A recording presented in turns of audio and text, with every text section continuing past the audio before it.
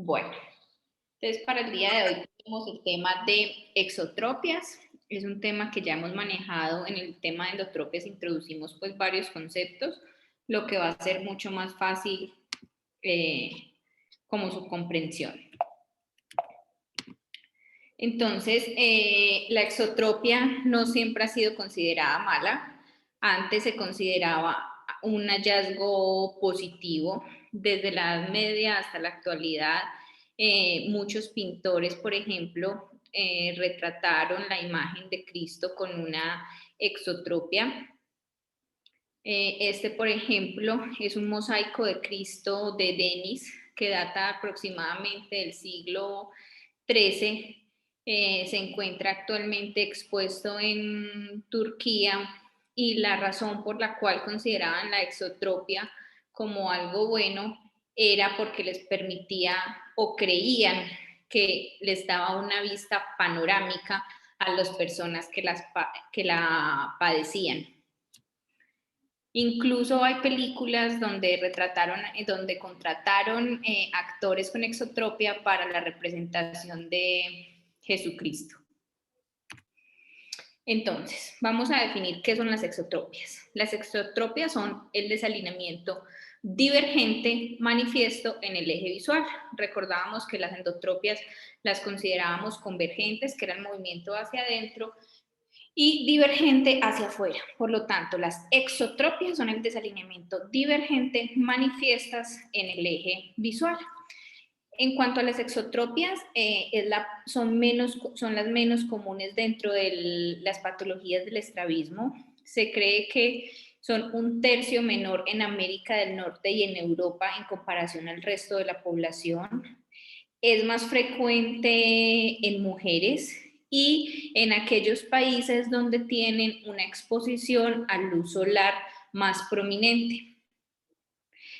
Se habla de un componente genético y de un componente multifactorial. En cuanto al componente genético, se habla de él porque se basa, por ejemplo, que los hermanos que nacen de una misma gestación, que la presencia de uno tenga estrabismo, el siguiente hermano tiene 17 veces más riesgo de presentar también una exotropia. Sin embargo, no se ha visto esta asociación en hermanos de diferentes gestaciones. La exotropia puede ser manifiesta o puede ser latente, y la más común de las exotropias es la exotropia intermitente. Entonces, dentro de las formas clínicas de las desviaciones divergentes tenemos la exoforia, que en la foria simplemente va a haber una desviación latente, pero que está controlada por los mecanismos de fusión binocular. Y se presenta más que todo cuando va a haber una disfunción de esa binocularidad. Tenemos la exotropia intermitente, que es la más frecuente, es la desviación manifiesta, como ya lo dijimos, y clásicamente ha sido clasificada según los grupos de Burian o según los ángulos de presentación. Y la exotropia constante, en donde las personas no tienen como un mecanismo de control de esa fusión binocular y por lo tanto la van a manifestar constantemente, es una exotropia que es más congénita y se asocia a que hay una disminución unilateral de la agudeza visual severa. Entonces, vamos a iniciar hablando de la más frecuente, que es la exotropia intermitente. Representa el 50% de las exotropias en los niños.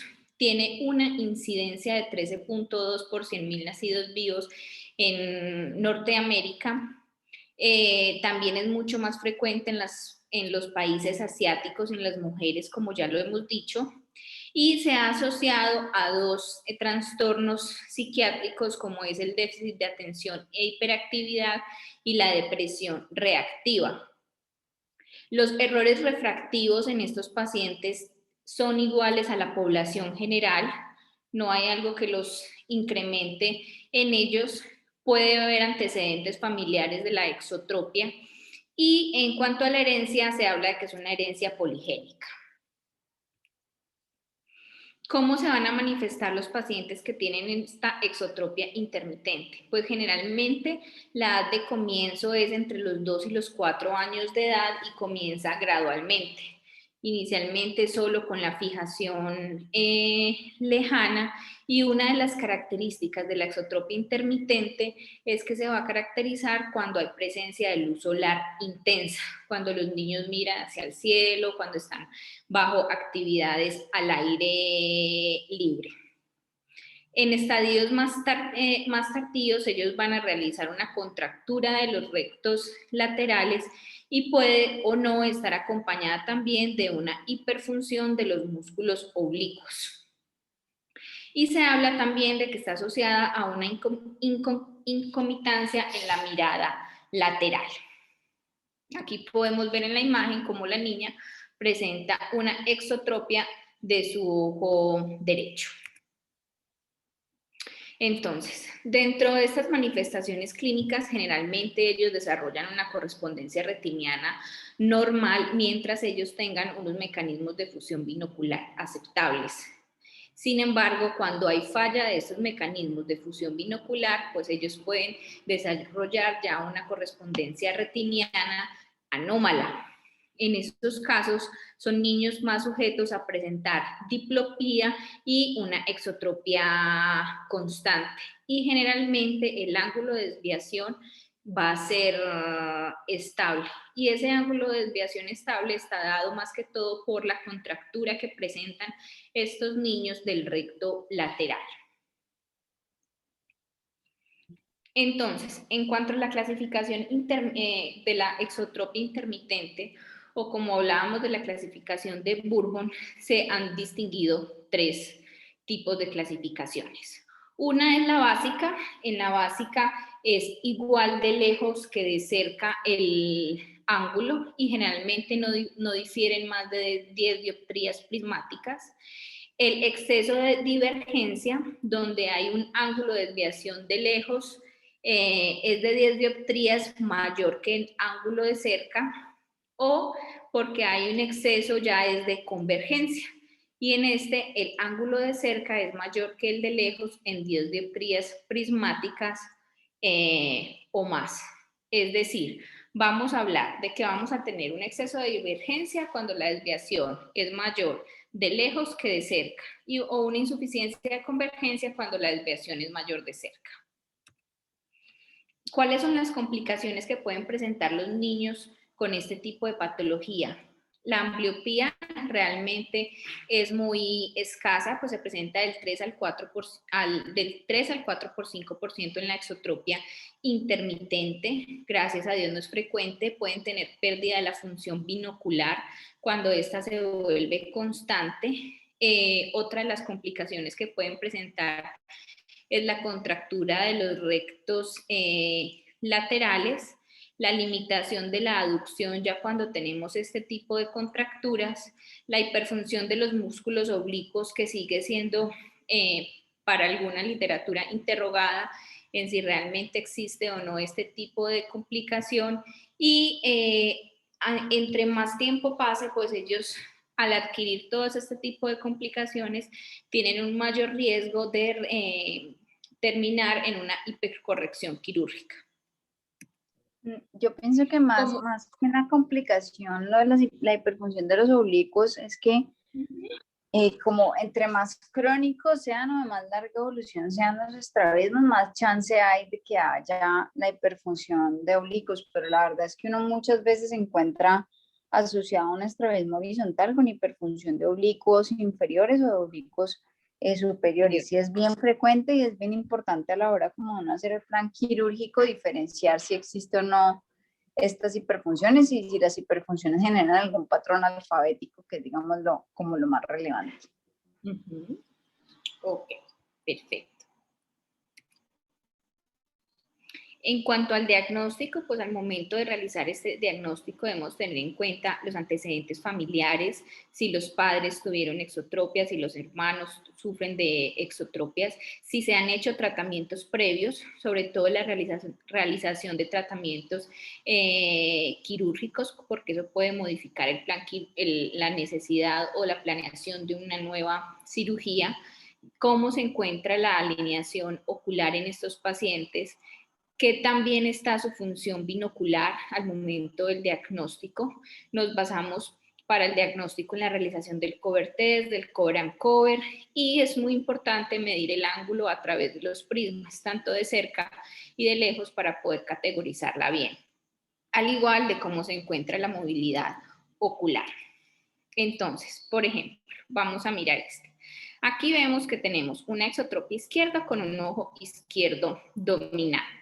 Entonces, en la imagen de la izquierda, que es la A, vemos cómo tenemos izquierdo dominante y exotropia derecha, que en este momento está bien controlada por los mecanismos de fusión. Cuando vamos a poner el oclusor sobre el ojo derecho, que es el no dominante, este ojo va a hacer su movimiento de exodesviación y el izquierdo continúa su fijación normal. ¿Sí?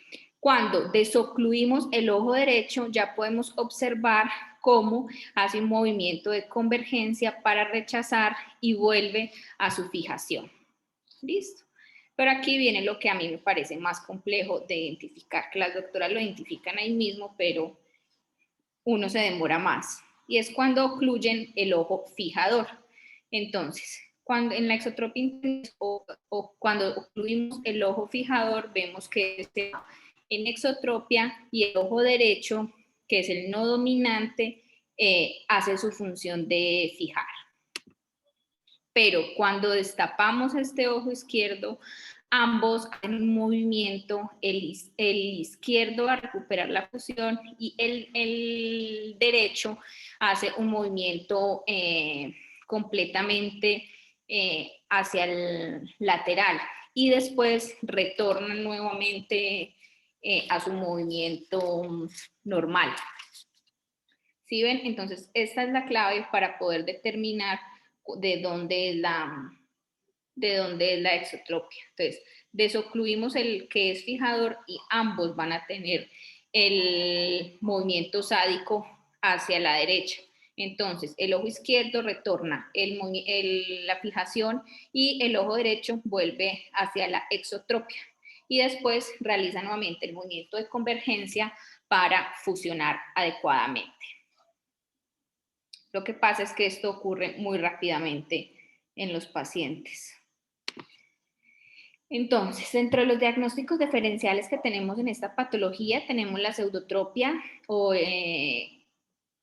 que se puede presentar también por el hipertelorismo, la exotropia intermitente, las exoforias que están descompensadas, las parálisis del tercer par craneal, cuando hay debilidad del recto medial, el síndrome de Duane de tipo 2, la divergencia sinérgica, la exotropia del lactante, la exotropia asociada a síndromes craneofaciales y la secundaria a una cirugía de endotropia.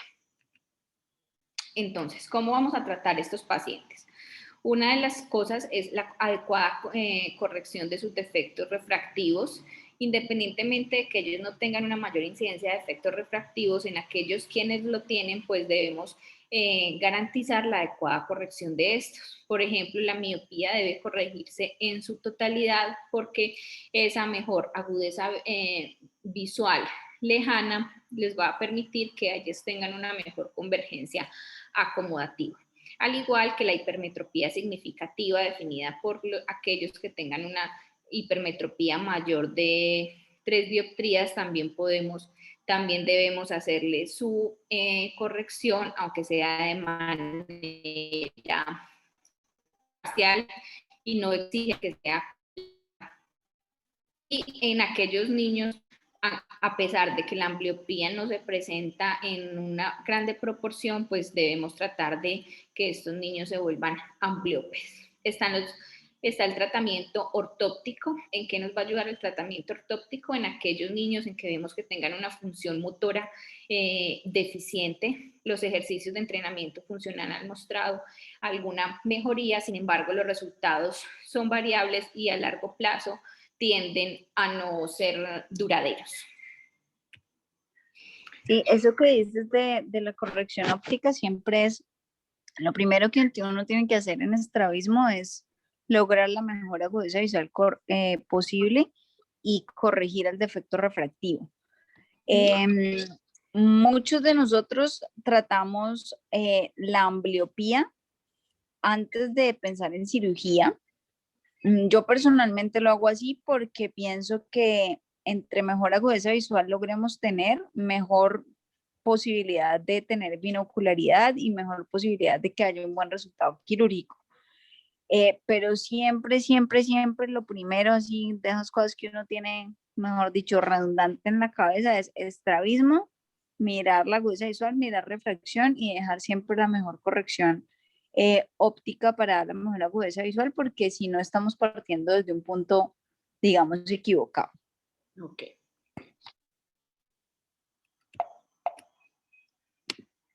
Bueno, también encontré sobre la oclusión monocular a tiempo parcial.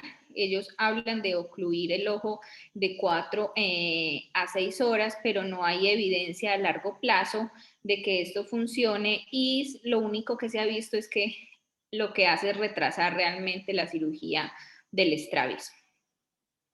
Hablaban también de la en ese sentido, lo del parche pues tiene varios propósitos.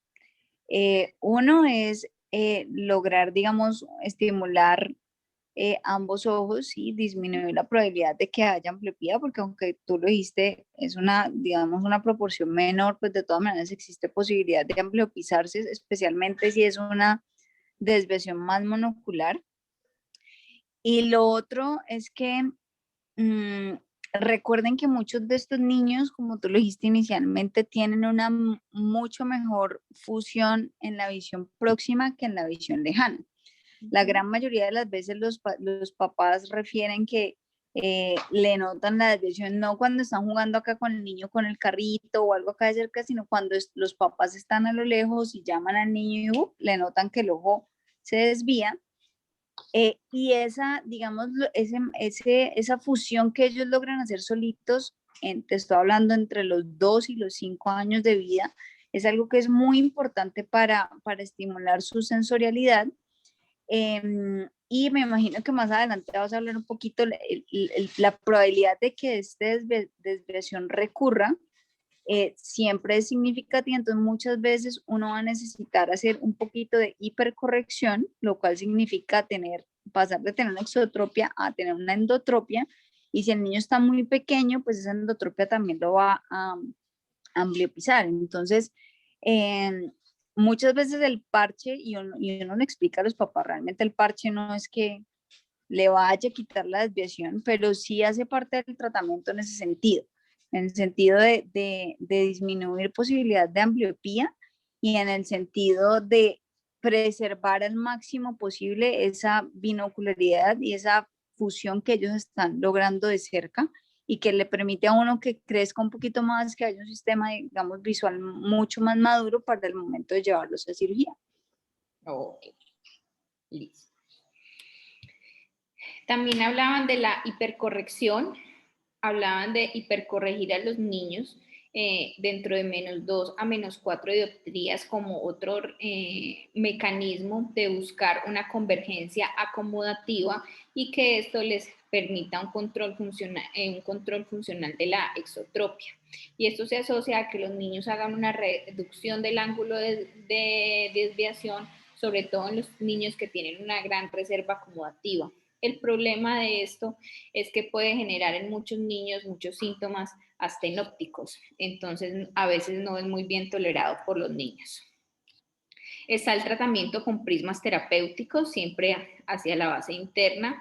La eficacia, según lo que pude leer, es dudosa. Dicen que el 50% de la desviación máxima se debe corregir para lejos con prisma y esto me va a estimular que haya una regencia funcional. El problema es que los niños, como tienen una gran capacidad de acomodación, entonces esa relajación de convergencia funcional la van adaptando, entonces cada vez van necesitando un número mayor de prisma. Y las gafitas como tal no son aptas, no son muy aptas para prismas mayores de 10 dioptrías, por lo cual no se vuelve muy eficaz el tratamiento. Y así como en las endotropias hablaban de la inyección de la toxina botulínica, hablaban de la aplicación de 2.5 unidades de toxina en ambos rectos laterales y que esto podía mejorar de 30 hasta 6 a 10 dioptrías en los niños, pero el problema es la necesidad de retratamiento, que es un porcentaje alto de 37.5% y que podía, entre más retratamientos, necesitar al niño pues mayor incremento del riesgo de que requiriese que presentase una tosis palpebral asociada o que llegara a una endotropia consecutiva persistente por el uso de la toxina. En cuanto al tratamiento quirúrgico, pues a qué niños vamos a someter a este. Entonces, hablan de los niños que se han hecho medidas conservadoras sin éxitos, cuando hay una frecuencia creciente del estrabismo, quiere decir que este ya se vuelva manifiesto el 50% del tiempo, cuando está asociado a disminución de la binocularidad, cuando esa exotropia que es intermitente ya se está tornando constante, cuando los síntomas están creciendo. Otro incluso de las indicaciones que leí era que el estrabismo estaba notado por extraños. Normalmente, generalmente los padres son quienes notan, o los cuidadores más cercanos, la presencia de estos movimientos, y cuando ya es notado por extraños quiere decir que ya ha evolucionado más, o también cuando surge como un problema estético para los niños, sobre todo para los niños más grandes. Entonces, dentro de las posibilidades a realizar, hay dos. Está la cirugía bilateral o la cirugía unilateral. En cuanto a la cirugía bilateral, lo que se realiza es un retroceso de ambos rectos laterales o una resección o plegamiento de ambos rectos mediales. ¿Cuáles son las principales ventajas de realizar una cirugía bilateral?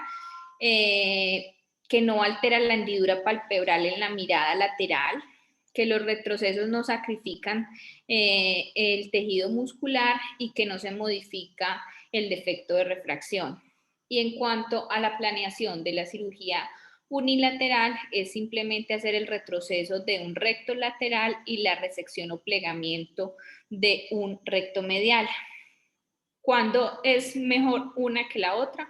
Pues la cirugía unilateral, preferiblemente si un ojo es muy ambliope, o cuando el paciente solo quiere cirugía de un solo ojo. Y hablan también que la cirugía monoocular pues se presta también para técnicas de anestesia local, aunque no creo que un niño sea muy candidato a anestesia local para este tipo de procedimientos.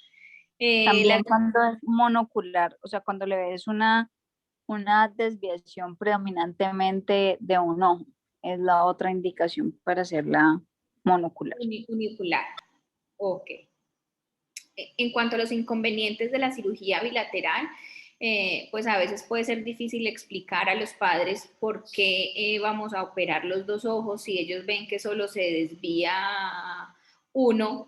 Y en cuanto a la unilateral, hablan de que la resección o el plegamiento pues implica la eliminación de tejido muscular. Esto fue como la cantidad recomendada que encontré de cirugía para los pacientes con exotropias. Ellos basan pues como dependiendo de la desviación en prismas, cuál debe ser como el retroceso del recto lateral y la resección del recto medial. Entonces hablan, por ejemplo, de que si es de 20 dioptrías prismáticas, pues se hace un retroceso del recto de 5 milímetros y una resección del recto medial de 4 milímetros. Yo creo que para nosotros siempre es importante pues como tener el pastelito, pero los doctores ya se saben eso tienen como sus propias medidas, ¿cierto, Doc? Ustedes se Sí, acostumbran a manejar como sus propias medidas.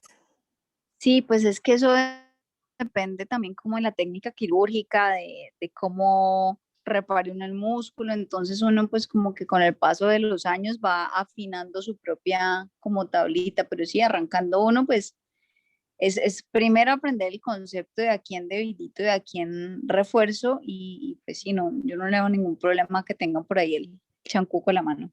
El pastelito, bueno, perfecto. Bueno, en cuanto a la evolución y el pronóstico de estos pacientes, ¿qué pasa? Pues ellos pueden en muchas ocasiones quedar con una endotropia consecutiva posterior al procedimiento quirúrgico debido a la hipercorrección que se realiza. También tienen un riesgo de generar una exotropia recurrente.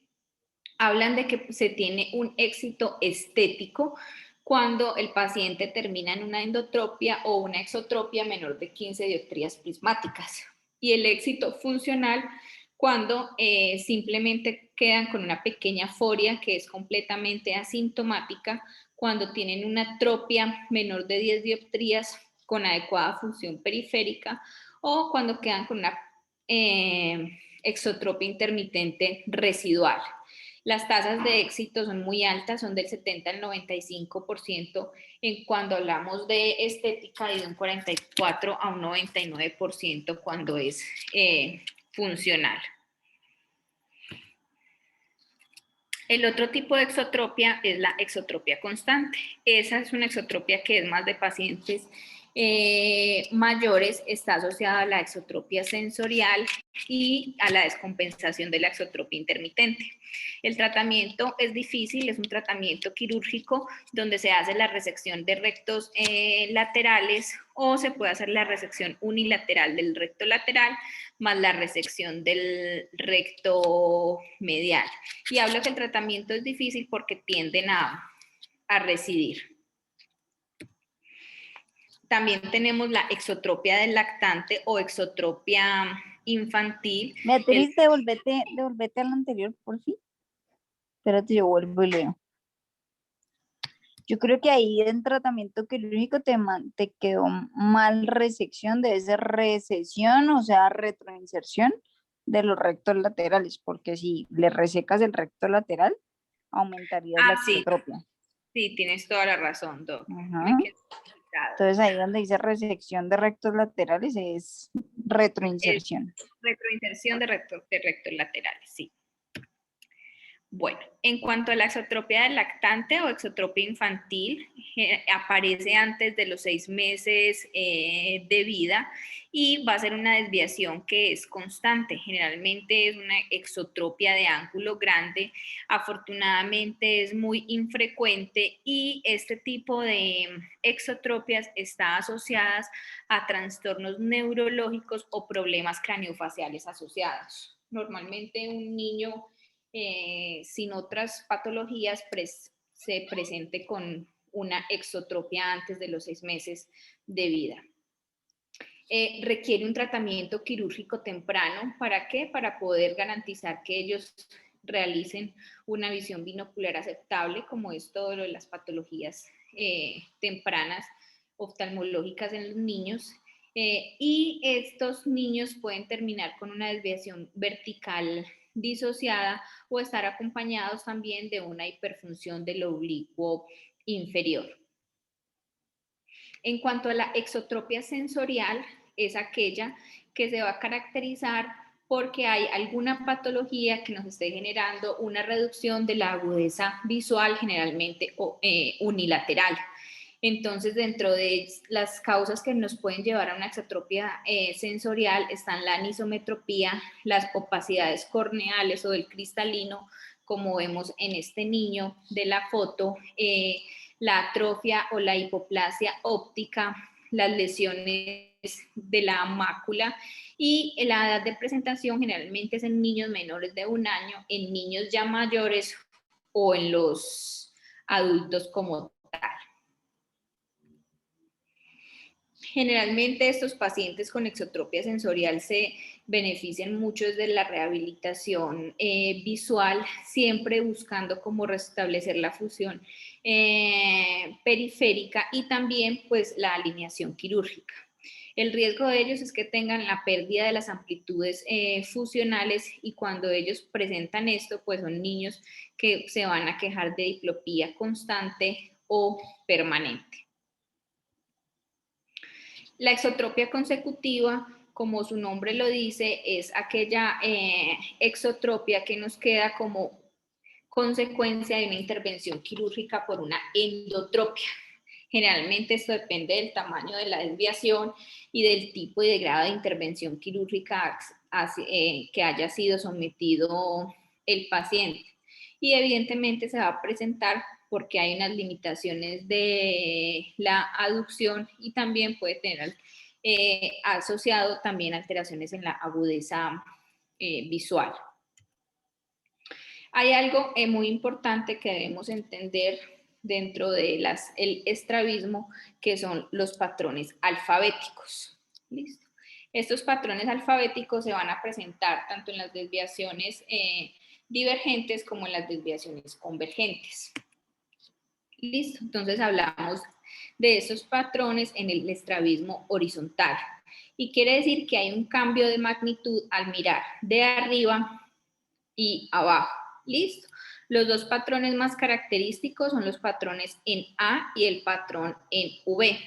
En el patrón A es que la alineación más convergente o menos divergente en la mirada hacia arriba que hacia abajo. Y el patrón V es que la desviación es más convergente o menos divergente en la mirada inferior que en la mirada superior. Pero ya les muestro que esto es complejo.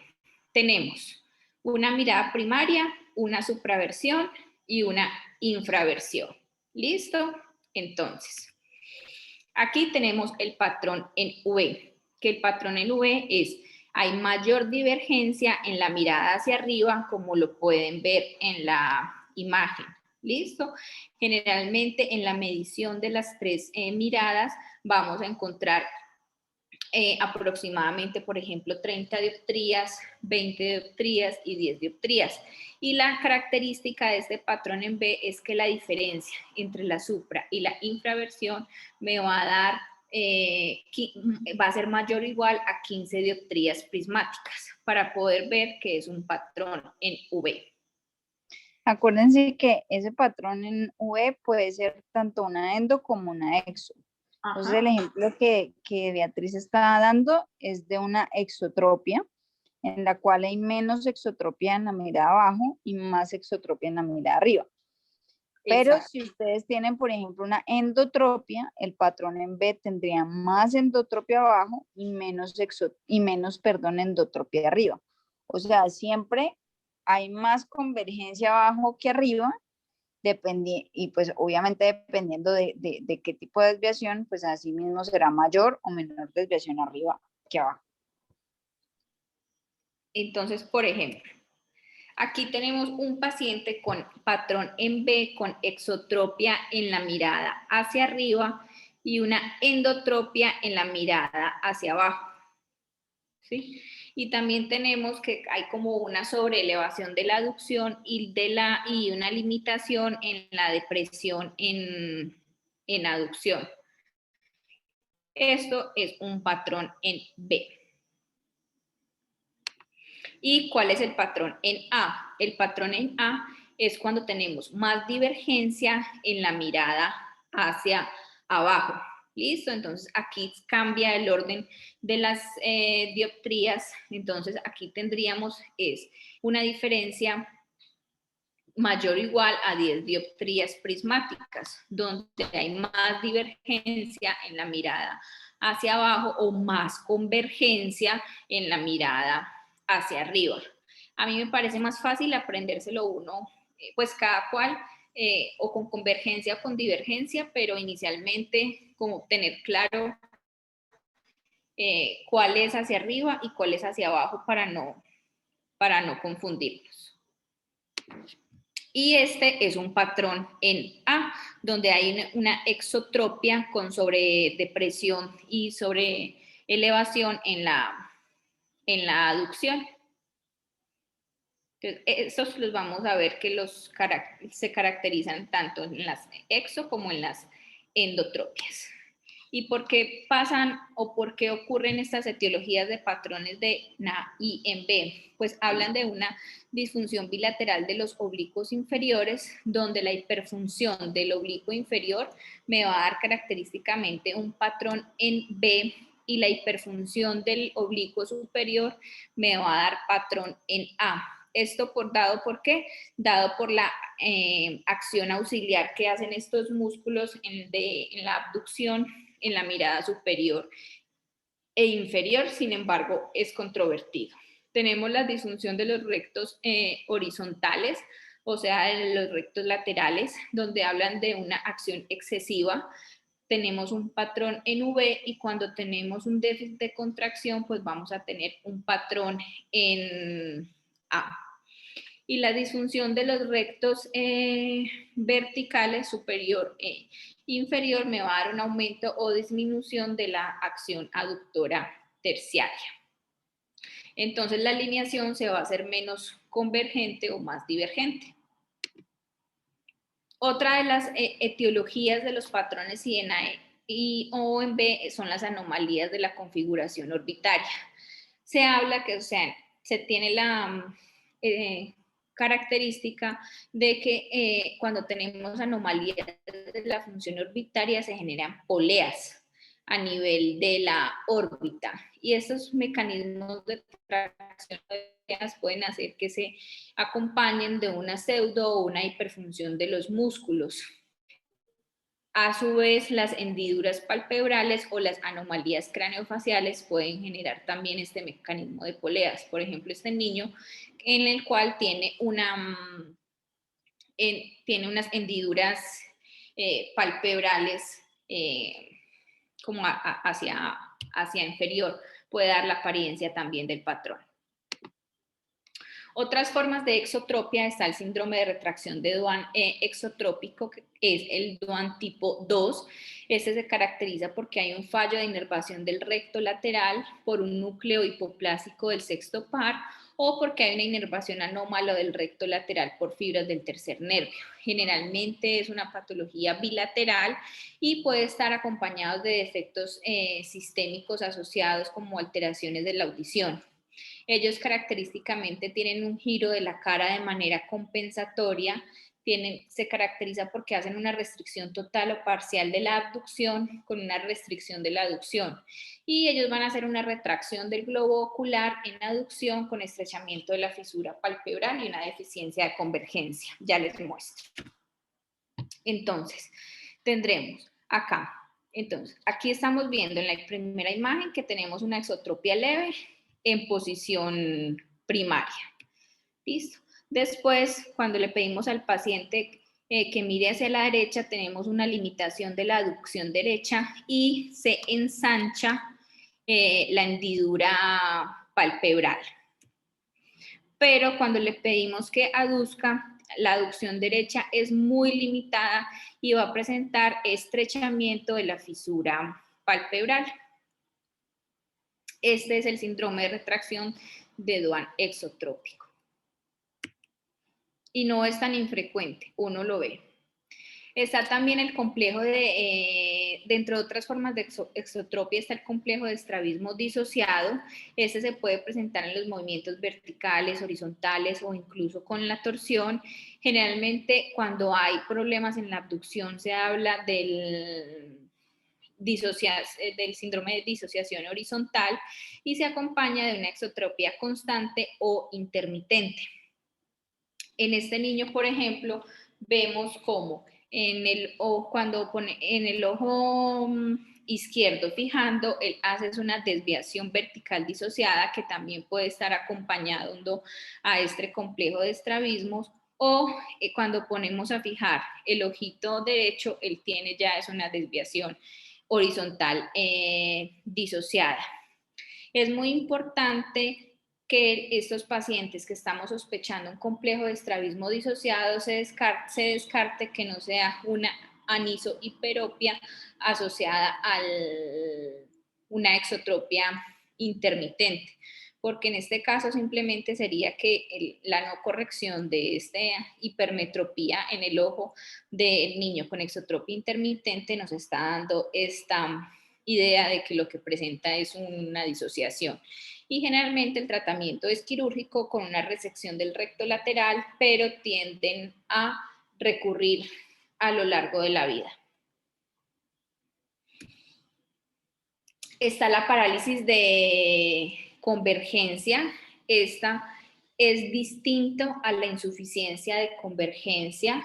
Esta se presenta es porque hay una lesión intracraneal, generalmente es por un síndrome de mesencéfalo dorsal en el cual ellos tienen una aducción y acomodaciones que pueden ser normal, pero tienen una exotropia y diplopía cuando fijan cercanamente. Ellos tienen movimientos oculares inadvertidos, el tratamiento es difícil, generalmente se hace con prismas para ayudarlos a controlar la diplopía y también está la oclusión monocular. Entonces, recapitulando, sabemos que las exotropias son el desalineamiento divergente de los ejes visuales, que puede ser constante o intermitente, que la intermitente es la más frecuente, puede ser adquirida o congénita, y la etiología como tal es desconocida. Y que los conceptos asociados a estos es que generalmente hay un antecedente de cierre de un ojo con la luz del sol en la exotropia intermitente, que la ambliopía es leve, salvo en la exotropia constante, que sí puede incrementarse la ambliopización del ojo y puede estar acompañada y por función del músculo oblicuo inferior o superior, y es muy importante tener en cuenta que estos tipos de exotropias se asocian a patrones alfabéticos en A y en V. ¿Alguna pregunta? Muchas gracias, Beatriz. Creo que lo resumiste muy bien. No sé si alguno de ustedes tenga alguna pregunta o ya despachamos a María José.